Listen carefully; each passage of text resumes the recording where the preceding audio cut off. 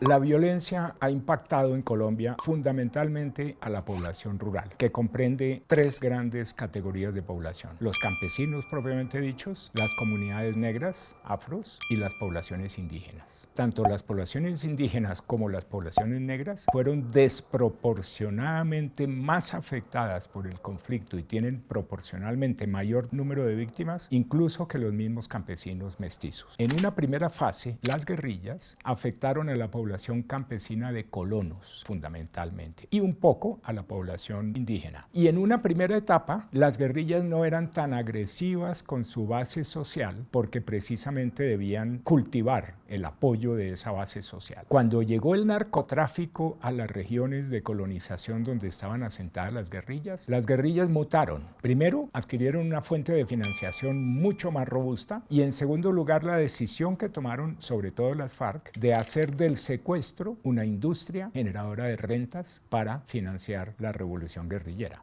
Y las FARC en el año 82 decidieron expandirse a los territorios de ganadería extensiva, sobre todo en la costa atlántica. Cuando las FARC toman esa decisión, encuentran nuevas poblaciones rurales feudalizadas por los grandes hacendados, no tenían derecho sobre la tierra, que eran clientes políticos del clientelismo tradicional de los partidos. Por lo tanto, no eran una población muy favorable para las guerrillas y las guerrillas tuvieron que ejercer verdaderos dominios territoriales sobre ellas. Cuando llegaron a las zonas ganaderas, las guerrillas quisieron comenzar a vivir de los ganaderos y cobraron la vacuna ganadera, un impuesto por cabezas de ganado o por extensión que tuvieran los ganaderos, lo cual los convirtió en el fondo en los defensores de las grandes haciendas ganaderas. Y comenzó entonces una tragedia para el pueblo campesino colombiano, porque también a comienzos de los 80 se incubó el paramilitarismo como una reacción de los grandes ganaderos contra los abusos extorsivos de las guerrillas, pero además como una reacción de las élites militares contra el proceso de paz de Belisario Betancur. En ese momento, las élites militares se unieron con los grandes propietarios de la tierra en tres regiones del país: Magdalena Medio, Nororiente Antioqueño y la región del Ariari en el Meta, y les propusieron fundar autodefensas campesinas, financiarlas y ellos darles la instrucción militar y las armas, y así se crearon los tres primeros focos paramilitares con un enorme aporte financiero de las mafias, del narcotráfico, especialmente el cartel de Medellín, que ya estaban comprando tierras en esas mismas tres regiones.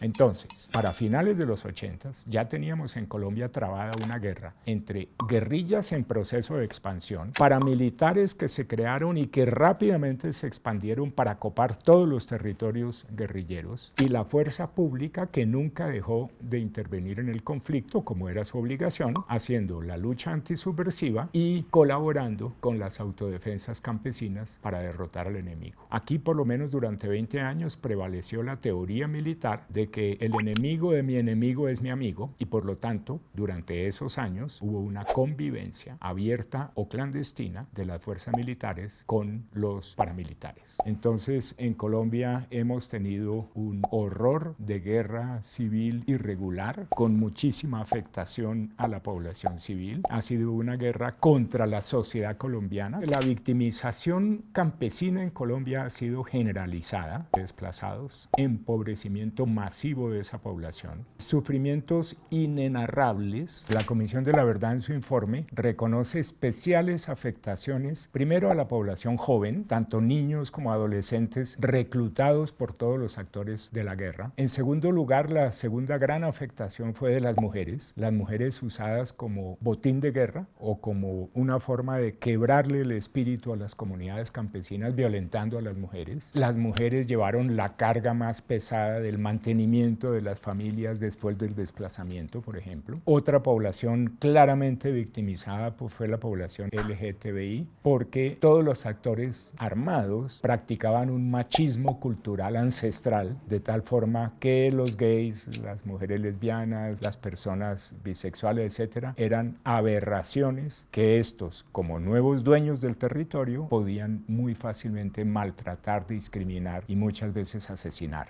Las poblaciones indígenas fueron tremendamente afectadas porque los indígenas están situados en las regiones de frontera, tanto en la frontera amazónica como en la frontera nororiental de Arauca, Casanare, Meta, Vichada. En el sur, las comunidades negras del Pacífico, y el narcotráfico tuvo sus grandes corredores de salida de droga justamente en las regiones fronterizas. Entonces, territorios marginados donde el gran poder terrateniente no llegaba y vivían comunidades indígenas o negras, el poder del narcotráfico armado sí llegó y por lo tanto se volvieron adversarios sociales para desplazar esas comunidades y quedarse con los territorios que conformarían corredores de paso de la droga.